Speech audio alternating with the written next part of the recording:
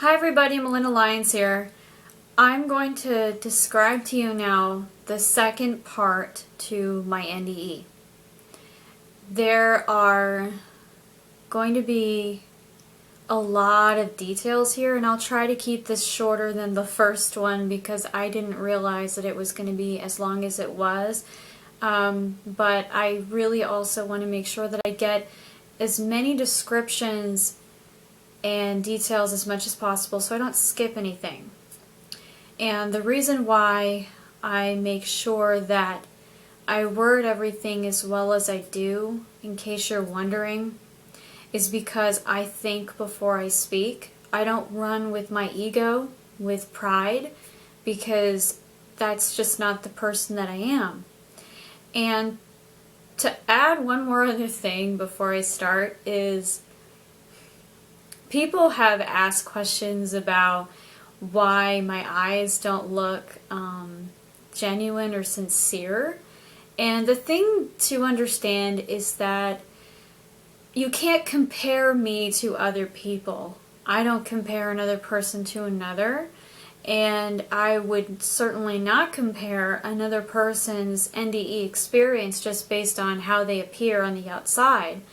And FYI, if you actually looked at other NDE or videos, you would see that surprisingly a lot of people are actually even more humble than I am and won't even smile.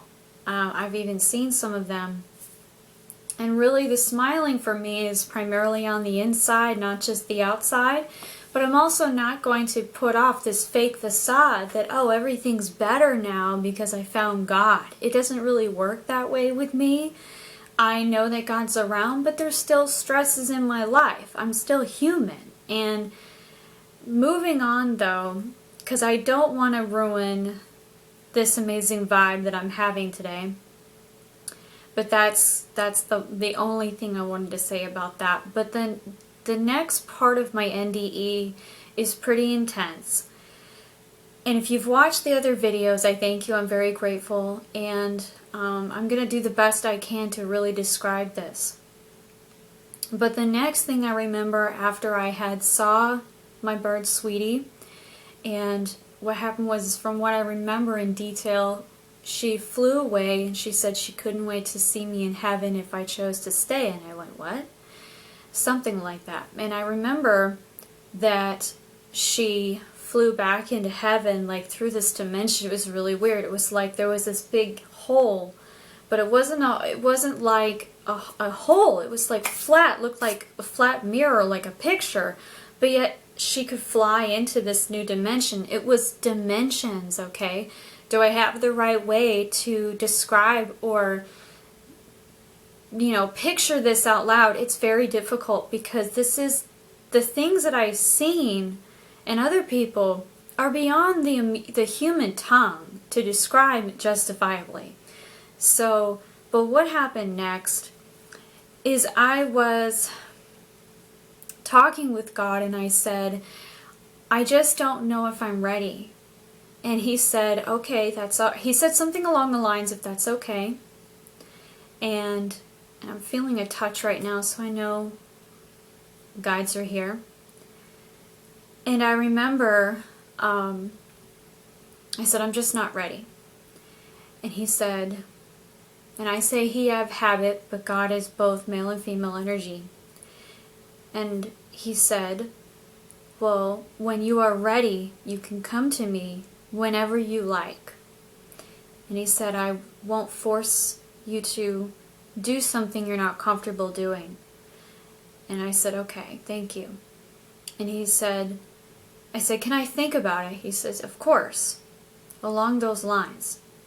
And I remember that before this next bit, he said, there's going to be somebody that will meet with you to ask you any of the questions you have, Melinda. I said, okay. The next thing that I know that I can best describe is that what happened was I flew out of my body in a permanent but temporary way. It was like astral projection, I guess you could say. It was similar. And I have noticed because I've astral projected many times. I mean, probably more than 30 times. I'm not exaggerating that. It's a lot. And when you do that, it's basically where your consciousness, your soul, is jumping out of your body. And temporarily for the experience. And I basically flew out of my body, but it didn't feel like I was losing anything. It still felt like me, but more whole. And as I flew out, suddenly I could see, because it was pretty quick, but slow at the same time. It was really weird. But I remember that when I ascended and escalated out of my body, I could see below me the EMTs trying to save my life.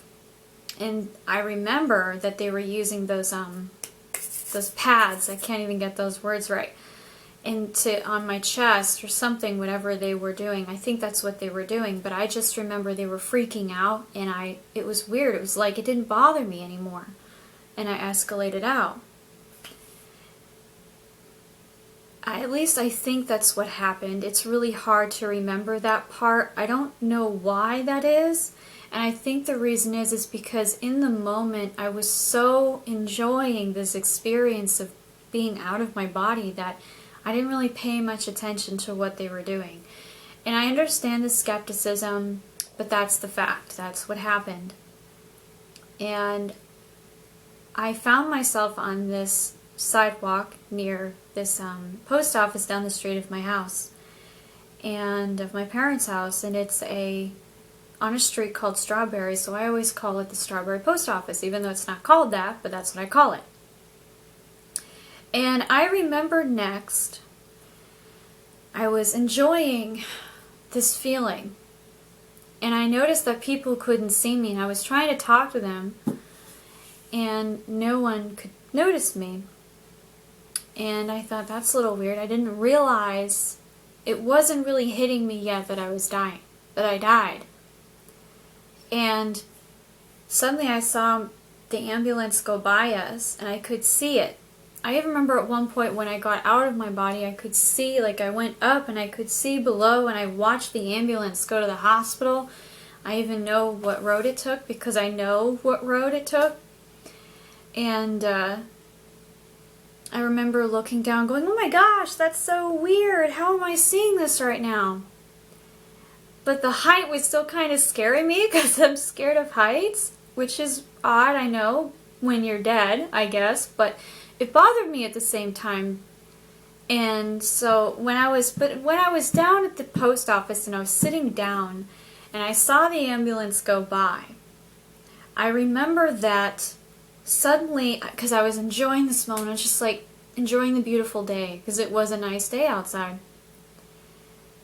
And I remember a man, a pair of feet, I believe he was on my left side, but either way that doesn't even matter. But I remember he appeared, he like walked next to me, like he manifested, like he just, I can't even do that right.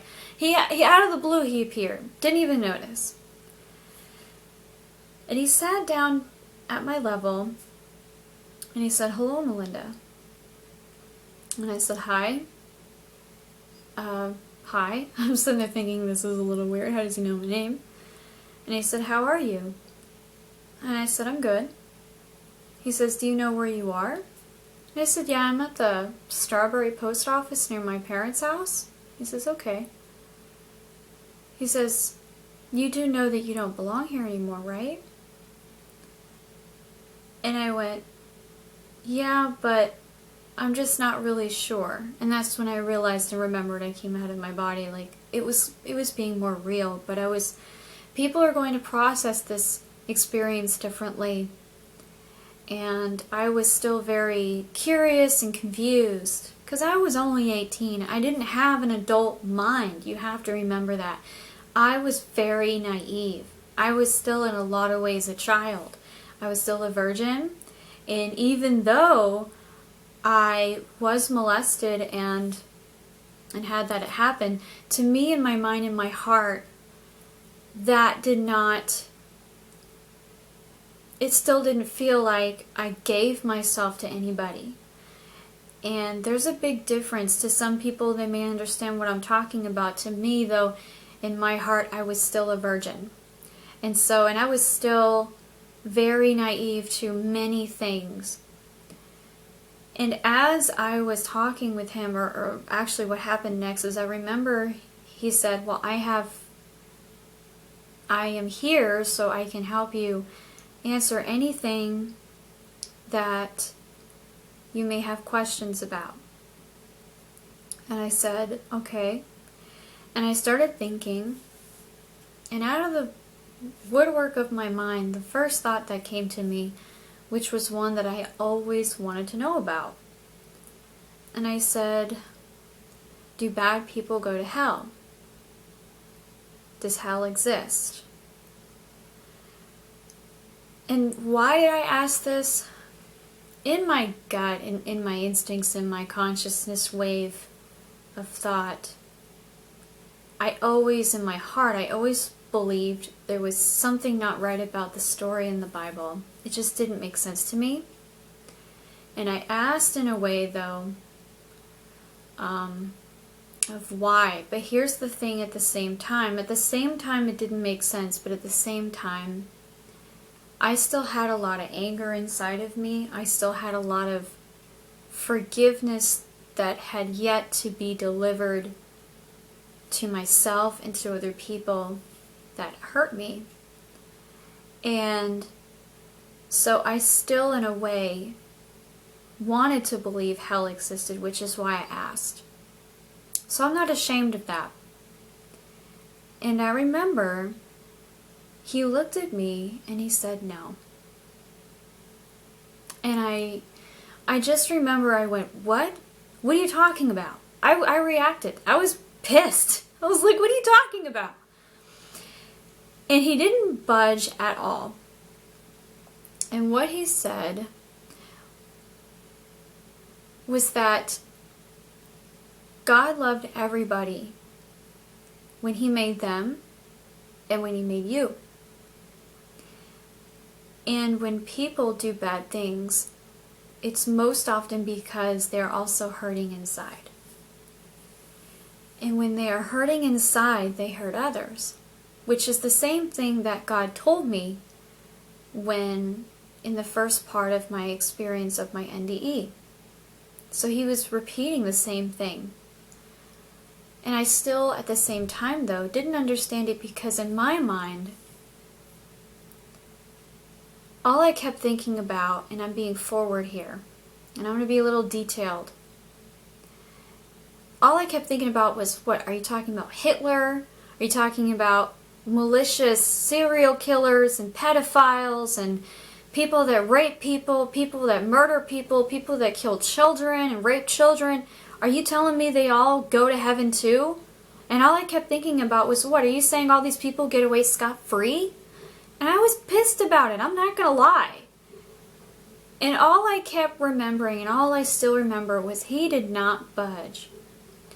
And he said, he didn't really react, he didn't do anything, he just kept his cool. He was very calm, because he already knew the answer. He understood what I still had yet to embrace. And one of the things that he shared with me that was so profound, that caused me to alter my state of being, was that he said, and it was so beautiful, was that he said, even children that die from a person that put them through terrible pain will still forgive that person nonetheless. And it makes me want to cry, because adults could learn a lot from a child. So much. That's one of the reasons why having children is such a blessing, because they teach us and remind us of the individuals, the people that we're supposed to still be. But life has its effects and its outcomes and its changes in people.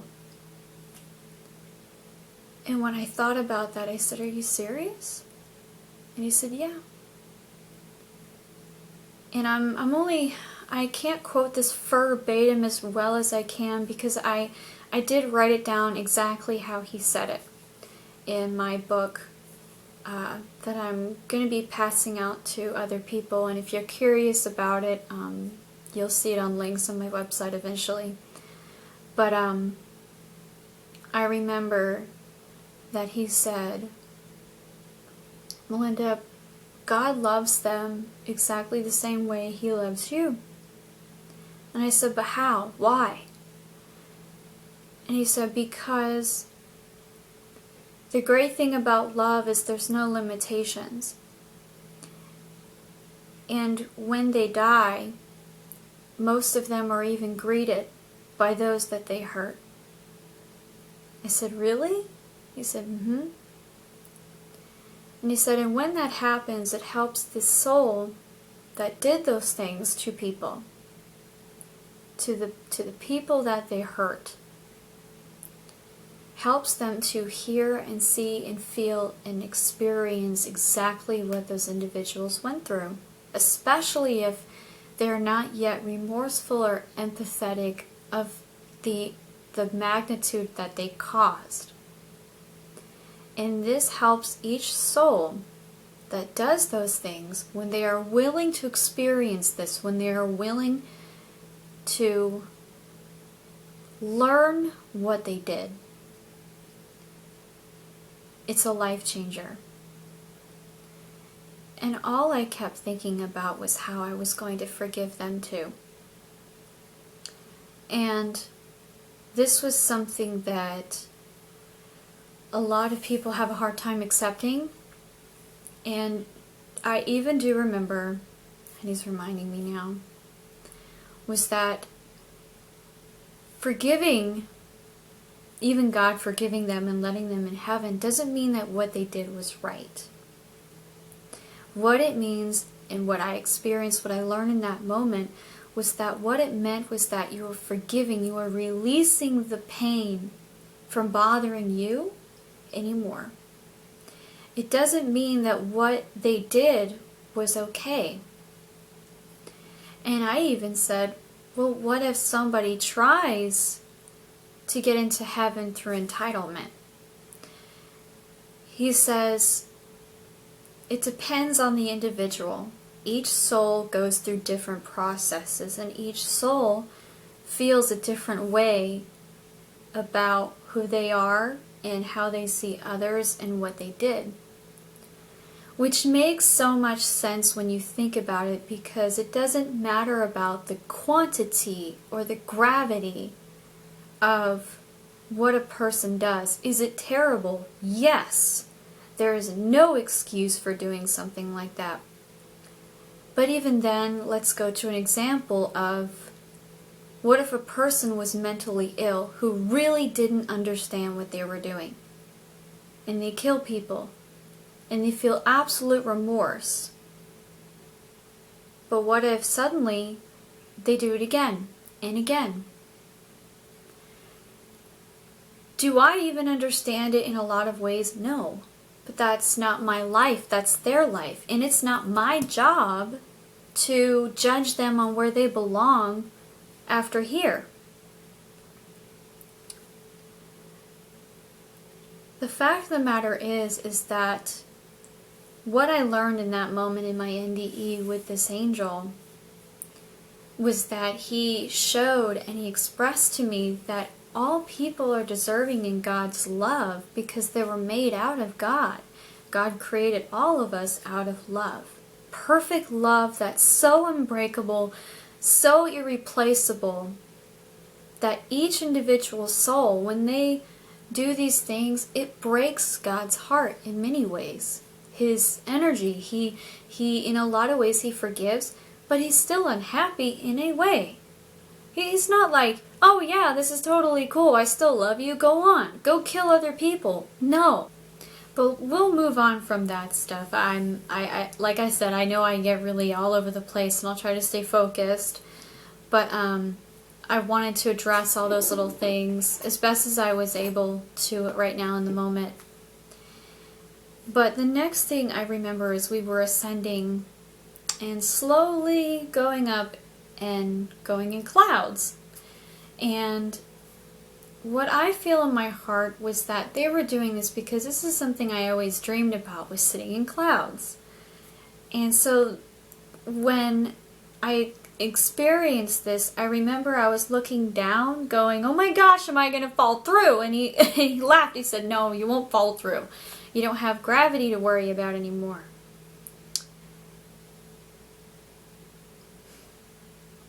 The feeling of being in spirit, you feel different. You don't feel like you're missing anything. And even when I was in the air, I still felt like there was a body, but it was different. It wasn't, I don't know how to describe it. It's really indescribable because you still feel like you have some kind of a form, but it's not in a shell. It feels like, instead, okay, like, you know how I go, okay, I could feel this right now. But the difference with feeling this as a human and feeling this as a spirit, or the skin, like when someone's touching this arm, it's almost as if people are touching your soul rather than just the physical part of you. You are feeling every single inch of your essence all at once. It's magnified. And I remember he said, after he knew that I was feeling more trustworthy, in that moment we were laughing because he was making jokes and he was helping me to feel more comfortable. And I remember he said, and this was about an hour, it felt like, or two, felt like over an hour. And he said, Melinda, as I said before, you don't belong here anymore. But I want you to know that where we're going, where I can take you, would be so much better than where we are right now. Would you like to see it? Something along those lines. And he said, but I won't take you anywhere where, if you're not comfortable, if you're not sure. And I said, suddenly my essence, my fear was creeping in, and he could sense it. That's the difference also with spirit, is they sense each other very much. And he said, or I said, I said, how do I know I can trust you? I said, so many people have hurt me in the past and have taken advantage of me. How do I know you'll take me to where you say you will? How do I know you're not lying? When I said that, he looked at me in this way that was so sincere. And his eyes changed to this place of love. And I could see in his eyes trust. And I could see the definition of trust in this moment, and it was scary in a way because I've never experienced this kind of level of honesty and loyalty before. And when I said that, his eyes spoke to me, and he said, Melinda, and he even tried to hold my hand, and I wasn't that comfortable when he noticed it, and he said, I know that the trust that I'm asking of you is a trust that I have yet earned. And he said, but I'm asking for a big opportunity, something about, but I want you to know that what I say is my word. What I remember is that when we escalated and I agreed with him, he showed me that he could change form. And he said, he was very honest, and he said, Melinda, as much as I'm very thankful that you've embraced me in this way, or something along those lines, he said, this isn't my true form. and if it's alright with you, I would like to change to that form, but I wasn't sure how you would. I didn't want to startle you, is what he said. He said, I came here as a human, but this is not who I am. It was along those lines.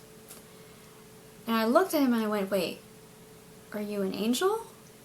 We can change into many things. I said, really? And he said, yes. And I said, and I went, and he said, what do you want me to change into? What do you want me to be? And at first I thought a dinosaur or something, and I went, no, I don't want that, that would creep me out. But I remember I said something along the lines of, I don't want you to scare me, I don't want to say something scary and then be freaked out.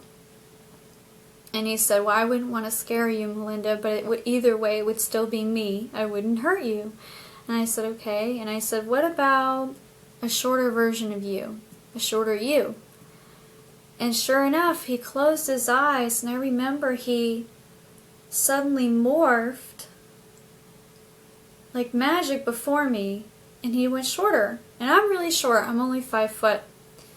And he was like 6 foot at the time.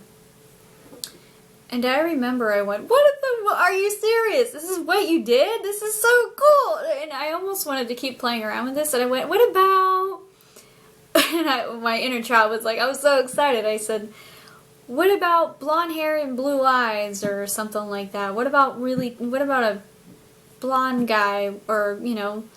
And sure enough, he changed his hair. He changed his height. He was a little bit taller, and he looked totally different from the other guy. And I went, but how can you do that? And he said something along the lines of how in spirit we are, and this is what I understood, what I learned, is that when we're in spirit, we have a shape-shifting ability where we can be whoever we want to be. And that the human senses, for us, is very limited to understand it, but that's what it is in spirit. And he said, but this is who I really am. This is who I feel to be, who I'm comfortable being. And the next thing I know was that when he closed his eyes,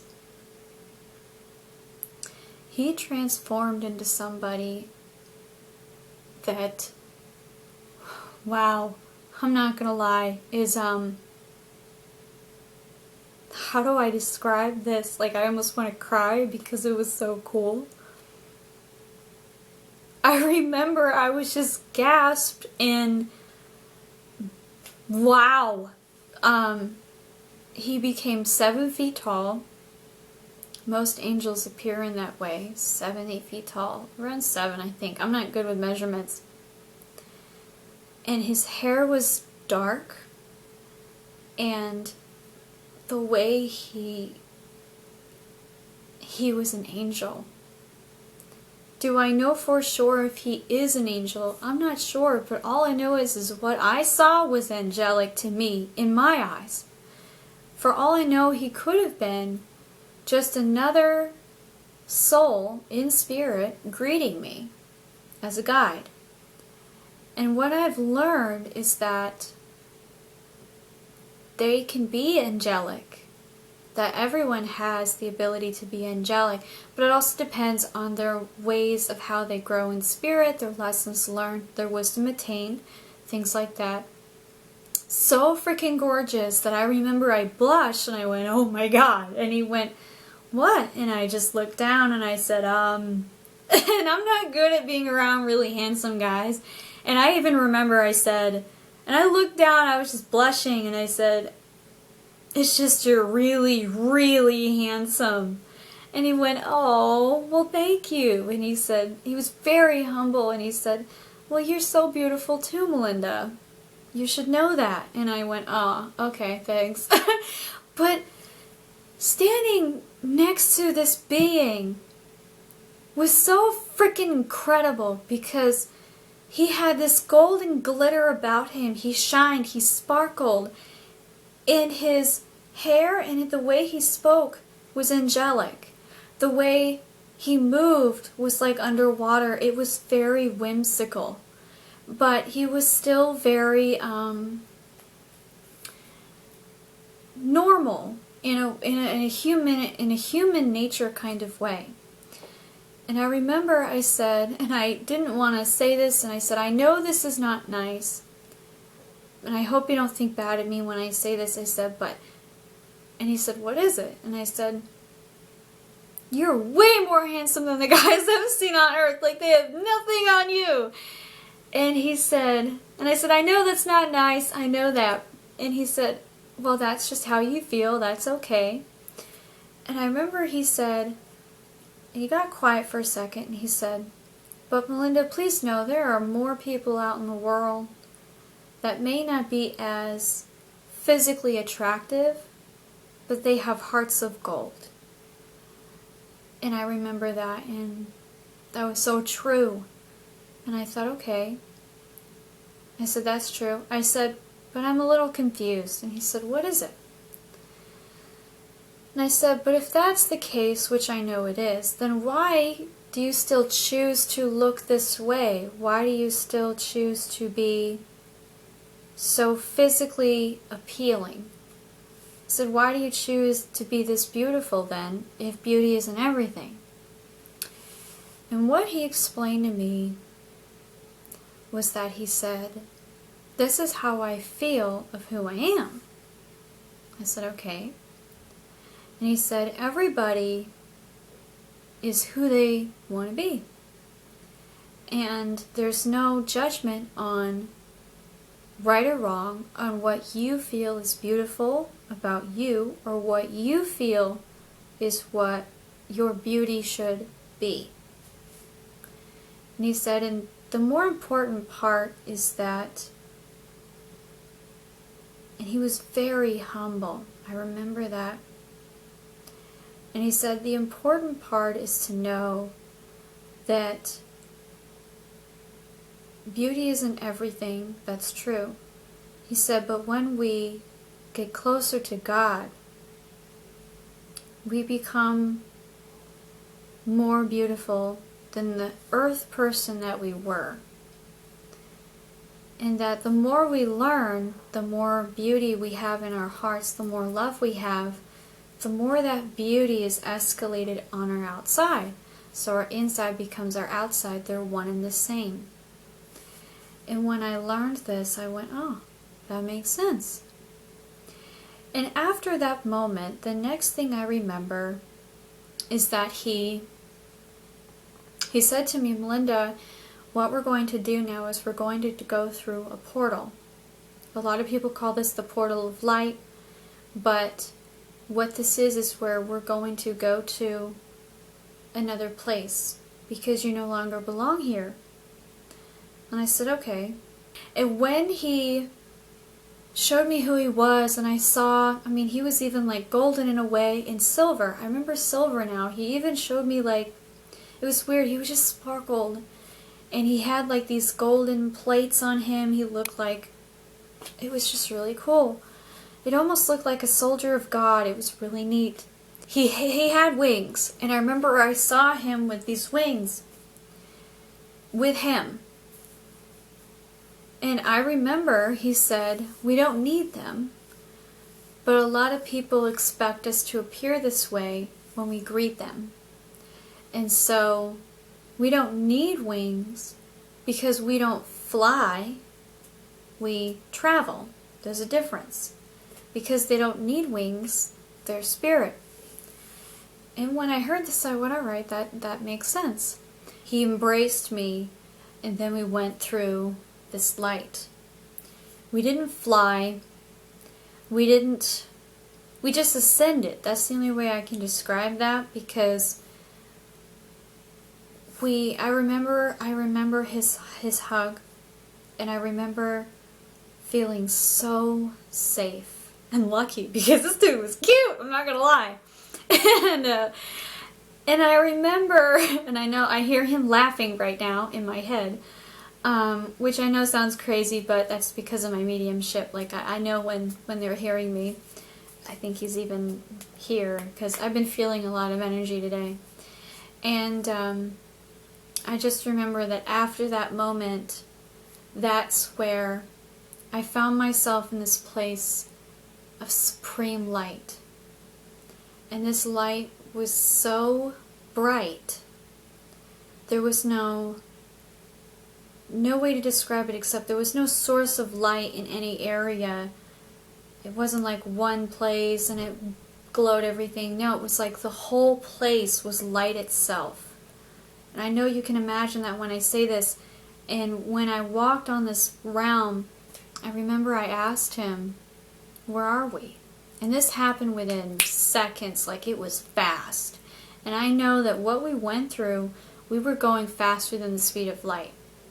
And I know we went far, because wherever we were, and I feel I know we were,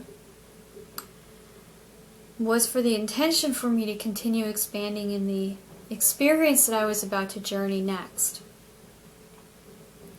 And I remember that he said, you'll soon find out. And when he left, I was bummed. I was like, damn. Because he was so cute. I'm not gonna lie, it was like, because when you're 18, well, it doesn't even matter the age, I guess.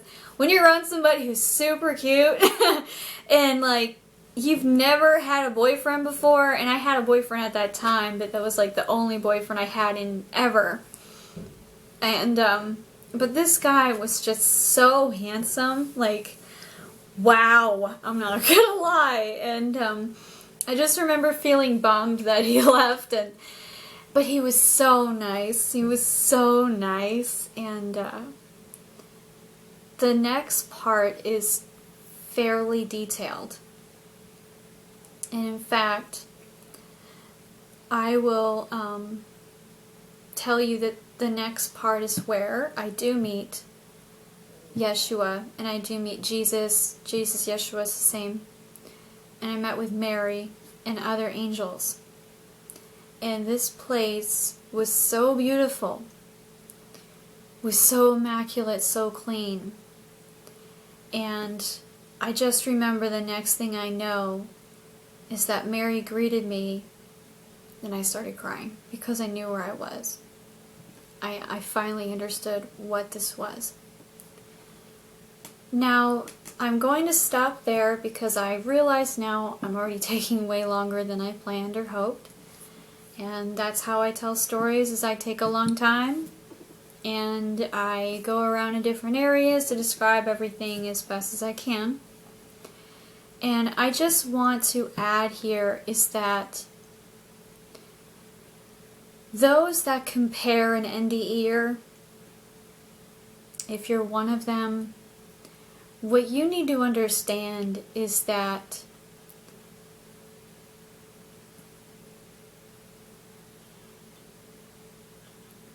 it's a personal moment with God that cannot be compared by any other person. And when you compare something, all you're doing is putting another yet closed expectation on the unlimited, limitless, infinite possibilities of experience of spirit. And when you do that, you're robbing yourself. And I only wish the best for people that think this way still and still have yet to really broaden the aspect of spirit, of what it really is to be with God.